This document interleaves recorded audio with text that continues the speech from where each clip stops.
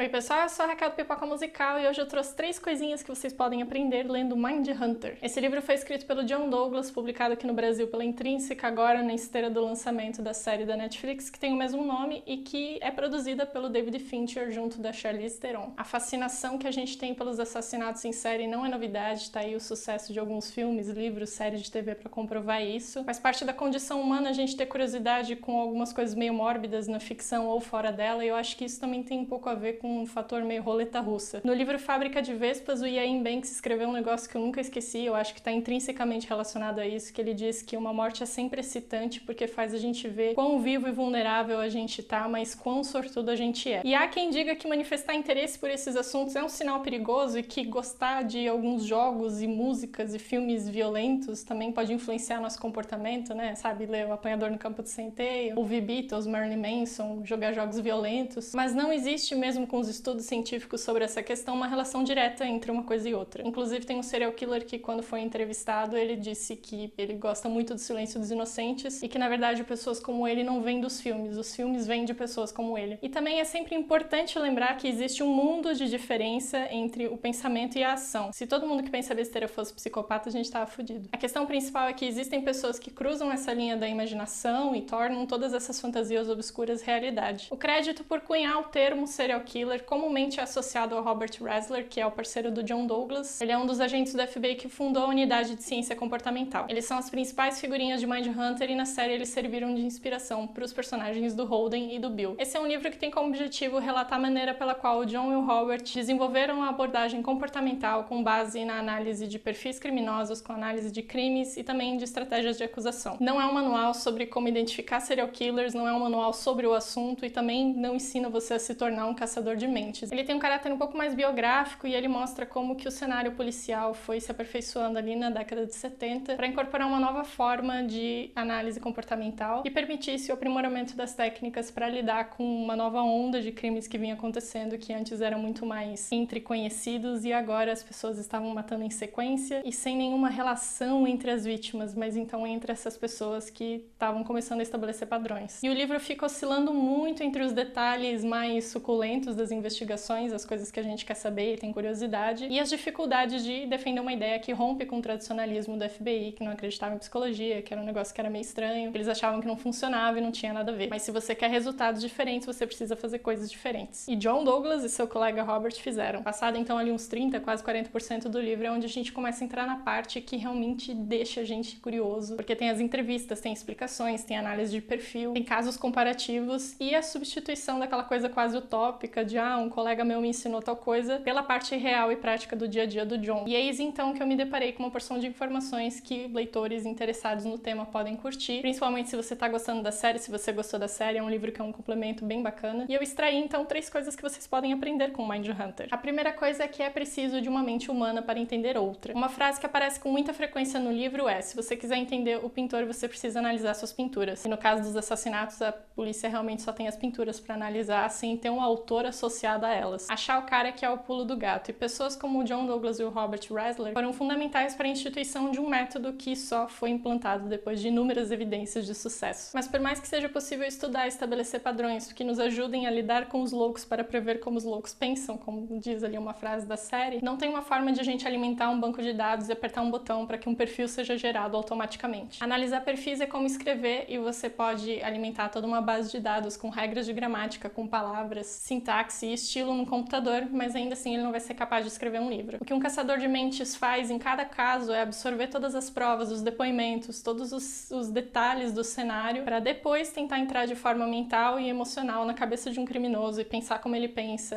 e realmente tentar entender o pintor analisando a pintura dele. A segunda coisa é que realmente ninguém nasce mal, as pessoas se tornam más. Escritores, filósofos, poetas brincaram com as possíveis respostas dessa pergunta, né? Se a gente realmente nasce mal ou se a gente se torna mal ao longo da vida. E o que se conclui quando a gente cava um pouco mais fundo na história de psicopatas, assassinos, serial killers, é que o comportamento reflete a personalidade e a personalidade se molda com base no ambiente em que a pessoa cresce. O termo semente do mal se popularizou por conta do filme Tara Maldita, que foi baseado num livro do William March, escrito lá nos anos 50. E lá a gente tem uma garotinha bonitinha, pequenininha, loirinha, com trancinhas, que ninguém acha que faz mal nem pra uma mosca, mas ela é uma assassina que vai se revelando pouco a pouco dentro da obra. E essa expressão da semente do mal acaba conversando com a a ideia de que mesmo uma criança que cresce num lar feliz, num lar bem estruturado, sabe, dentro das melhores famílias, pode se tornar uma psicopata. Isso, na verdade, está bastante longe da realidade se a gente considerar que melhores famílias são aqueles lares em que a criança se sente acolhida, se sente segura, se sente amparada por valores morais e tudo mais. Só que até que ponto uma família ruim contribui para a formação de um criminoso também é algo em aberto. O que se sabe é que os serial killers, antes de se tornarem serial killers, é sempre importante lembrar, vivenciaram algum item da infinita lista de abusos e maltratos e